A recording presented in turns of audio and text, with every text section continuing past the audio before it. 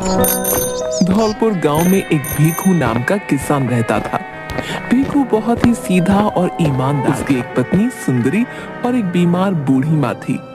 भीखू के पास एक छोटी सी जमीन थी जिस पर वो खेती किया करता था, लेकिन पिछले कई सालों से भीखू की कोई भी फसल अच्छी नहीं हो पा रही। अजी सुनिए, अब तो घर में थोड़ा ही अनाज बचा है।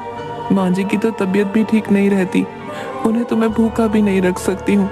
जी, आपने कुछ सोचा है आगे क्या? मैं जानता हूँ सुंदरी, लेकिन तुम ही बताओ मैं क्या करूँ। रोज इतनी मेहनत करता हूँ, लेकिन न जाने क्यों मेरी फसल हर बार खराब हो जाती है। कुछ महीने पहले सरसों बोई थी, लेकिन देखो न जाने वो भी अच्छी नहीं हो पाई, जिसकी वजह से कोई गांव वाला मेरी बोई कोई भी फसल खरीदता मैं ये अच्छे से जानती हूँ जी, इसी वजह से आप बहुत परेशान रहते हैं। लेकिन अब तो रसोई खाने में भी थोड़ा ही अनाज बचा है। माँ जी को तो हम भूखा नहीं रख सकते हैं ना जी, आगे क्या करेंगे? खैर जाने दीजिए, मैं आपको अच्छे से जानती हूँ, आप कुछ ना कुछ कर ही लेंगे जी। भीखू अपना सिर हिलाता हुआ हाँ कहता है।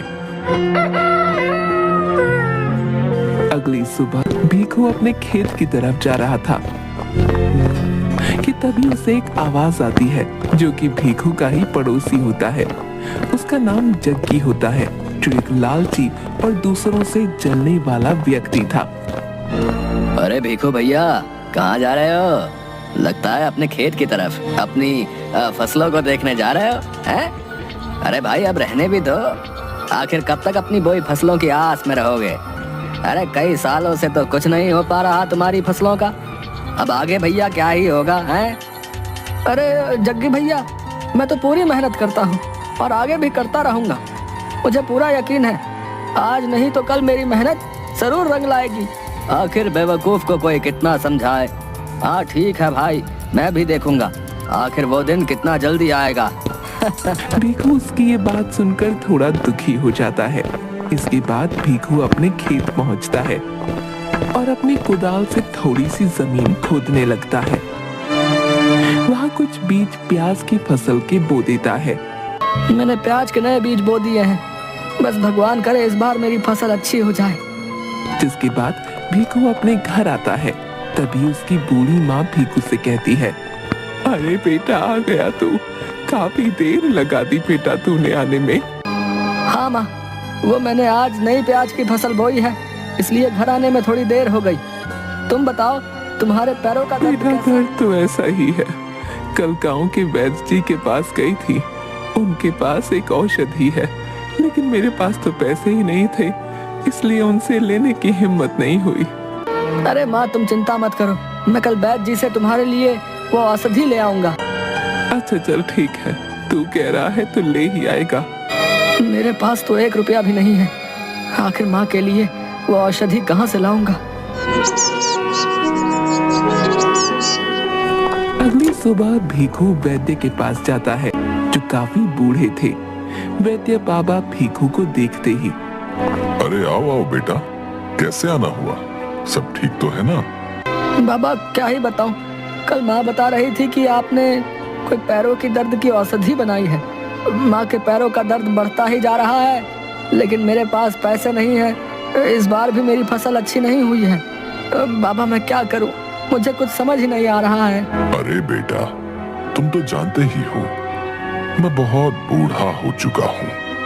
जंगलों के पेड़ पौधों से जो भी औषधि बनाता हूँ, उसी से अपना गुजारा करता हूँ। लेकिन बेटा, तुम्हारी मजबूरी को देखते हुए मैं तुम्हारी माँ के पैरों की औषधि दे देता हूँ, लेकिन तुम्हें इसके बदले मुझे 4 दिन तक भोजन कराना होगा। ठीक है बाबा, मैं 4 दिन तक रोज तुम्हारे लिए भोजन लेकर आया करूँगा।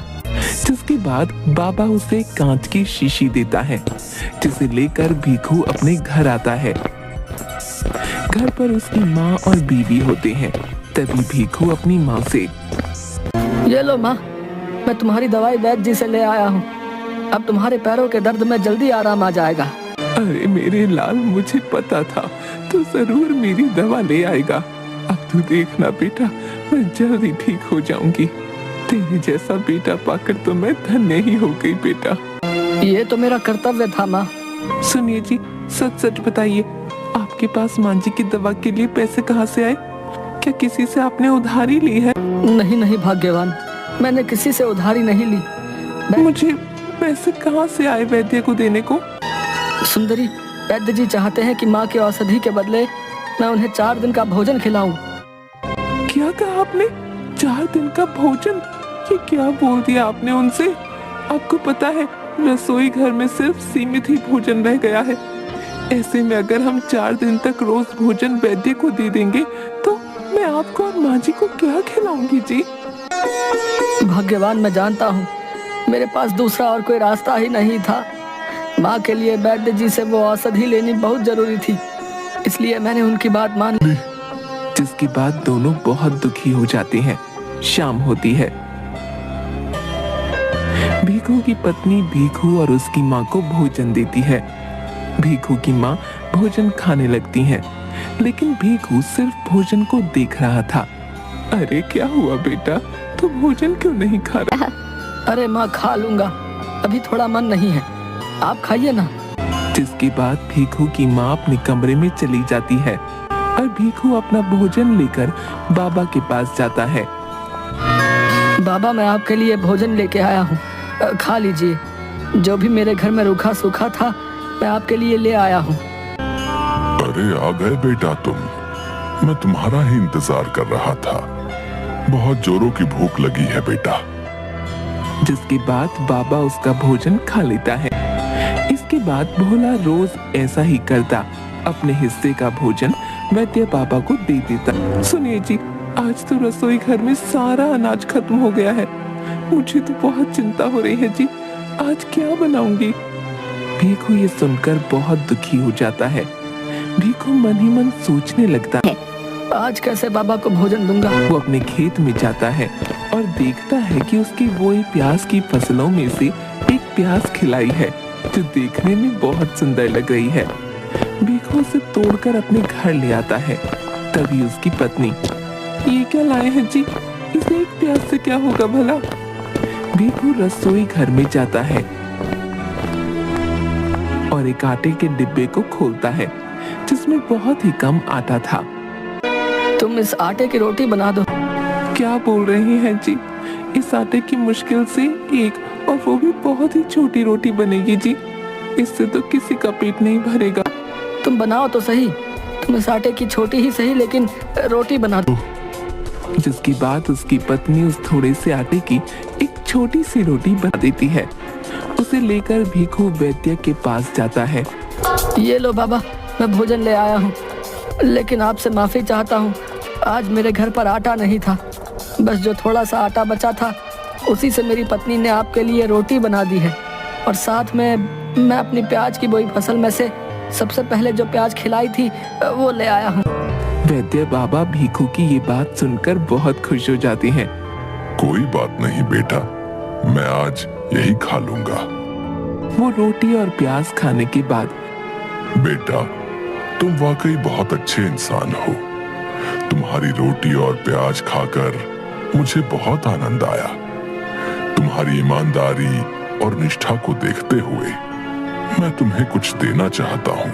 तभी वैद्य बाबा अपने एक पिटारे में से एक सफेद रंग की पोटली निकालते हैं और भीखू को दे देते हैं। ये लो बेटा, ये औषधि मैंने बहुत मेहनत से बनाई है। ये बहुत चमत्कारी है। इसे तुम जिस भी चीज में डालोगे उसका स्वाद 10 गुना बढ़ जाएगा। जैसे तुमने मुझे भोजन खिलाया है, वैसे ही तुम हर भूखे इंसान को भोजन कराओ। तुम एक ढाबा खोलो। तुम जो भी खाने की चीज बनाओगे उसमें इसका इस्तेमाल करना। ये तुम्हारी कमाई का साधन भी बनेगा। जो तुम्हारा भोजन एक बार खा लेगा वो बार बार आएगा। इसके बाद बाबा जोर जोर से हंसने लगते हैं। बाबा की बात सुनकर भीखू भी खुश हो जाता है और बाबा से वो पोटली लेकर अपने घर जाता है। अरे आ गए आप, ये हाथ में क्या है आपके जी? भीखू अपनी पत्नी को सारी बात बताता है। ये क्या कह रहे हैं आप? क्या सच में ये चमत्कारी औषधि है? लेकिन जी हमारे पास तो इतने पैसे नहीं हैं, कहाँ से लाएंगे बनाने? हाँ भाग्यवान, यही तो अब मैं सोच रहा हूँ कि भोजन बनाने के लिए अनाज की तो आवश्यकता होगी, लेकिन कुछ समझ नहीं आ रहा है। अरे सुंदरी भाभी, कहाँ हैं आप? अरे आइए आइए मीना भाभी, कैसे आना हुआ? अरे आपके लिए कच्चे चावल और दाल लेकर आई हूँ। इस बार हमारी फसल बहुत अच्छी हुई है। अब भीखू भाई का तो पूरे गांव में पता ही है, इनकी फसल कहाँ अच्छी हुई होगी, तो सोचा थोड़ा आपके घर ही दे देती हूँ। बहुत बहुत धन्यवाद मीना भाभी आपका, आपने हमारे बारे में इतना सोचा। अरे नहीं भाभी, आखिर आप इतनी अच्छी हैं, बस इसीलिए आ गई आपके पास लेकर। अच्छा सुंदरी भाभी, अब मैं चलती हूँ। ये देखिए जी, कितने सारे चावल और दाल है, अब हम इन्हें ही बनाएंगे। जिसके बाद भीखू और सुंदरी दोनों साथ में दाल और चावल बनाने लग जाते हैं। दाल चावल बन जाने के बाद चलो सुंदरी, अब इसमें ये बाबा की चमत्कारी औषधि डालते हैं। हाँ जी, आप ही डालिए इसमें ये औषधि। भीखू दाल चावल में औषधि डालता है। दोनों दाल चावल लेकर अपने घर के बाहर एक एक लकड़ी की पटरी पर खड़े हो जाते हैं। तभी भीखू के पास गांव का एक युवक आता है। अरे ओ भीखू भैया, अब ये कौन सा नया काम खोल लिया है? दाल चावल का ढाबा? पर मुझे लगता नहीं है ये अरे चलेगा। भाई, एक बार खा करके तो देखिए, हम दोनों मियाँ बीबी ने बहुत मेहनत से बनाए हैं। उसके बाद बताइए। क्या? अच्छा अच्छा ठीक है, खा लेता हूँ तुम्हारे बने दाल चावल। ये बताओ कैसे दिए? पहले बस 10 रुपए की प्लेट है भाई। हाँ हाँ ठीक है, दे दो एक प्लेट। जिसके बाद भीखू की पत्नी उसे एक प्लेट दाल चावल देती है। वो युवक दाल चावल खाने लगता है। अरे भीखू भाई, ये तो बहुत स्वाद है। ऐसे दाल चावल तो मैंने कभी नहीं खाए। जरा एक प्लेट और लगा दो। भीखू और उसकी पत्नी बहुत खुश हो जाते हैं। ये सब जग्गी चुपके से देख रहा था। जग्गी को ये सब बिल्कुल भी पसंद नहीं आया। ओह, तो अब इस भीखू ने नया रास्ता खोज निकाला है। अब पूरे गांव में इसकी वाहवाही होने लगेगी। नहीं नहीं, मैं ऐसा नहीं होने दूंगा। मुझे कुछ करना होगा। वो भीखू के ढाबे के पास गया। अरे भीखू भाई, कैसे हो भाई? आज बड़े जोरों की भूख लगी है, जरा एक प्लेट दाल चावल तो लगा देना। अरे भाई, अब तो दाल चावल खत्म हो गए, माफ करना भाई, अब तुम कल आना। अब ये भी कोई बात हुई भीखू भाई? इतने मन से आया था तुम्हारे ढाबे पर। खैर अब जाने दो, अच्छा चलता हूँ मैं। अच्छा रुको भाई, मैं अभी तुम्हारे लिए दाल चावल बना देता हूँ। हाँ हाँ ठीक है भाई, बना दो। भीखू जग्गी के लिए दाल चावल बनाने लगा और देखते ही देखते भीखू अपनी उसी सफेद पोटली को निकालता है और उसमें से बाबा की दी औषधि उसमें डाल देता है। ये सब जग्गी बहुत ध्यान से देख रहा था। अच्छा, तो ये राज है इसके इतने स्वादिष्ट दाल चावल का। इसकी वजह से ही पूरे गांव में इसके दाल चावल इतने स्वादिष्ट होते हैं। तभी भीखू जग्गी को अपने बनाए दाल चावल देता है। ये लो भाई, खाओ मेरे दाल चावल।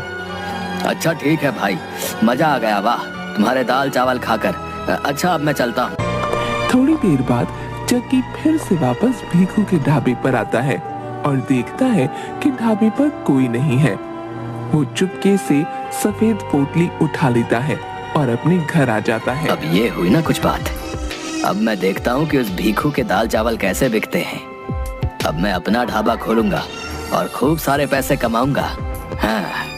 उधर भीखू को पूरे ढाबे में जब कहीं वो चमत्कारी पोटली नहीं मिलती तो वो और उसकी पत्नी बहुत दुखी हो जाते हैं।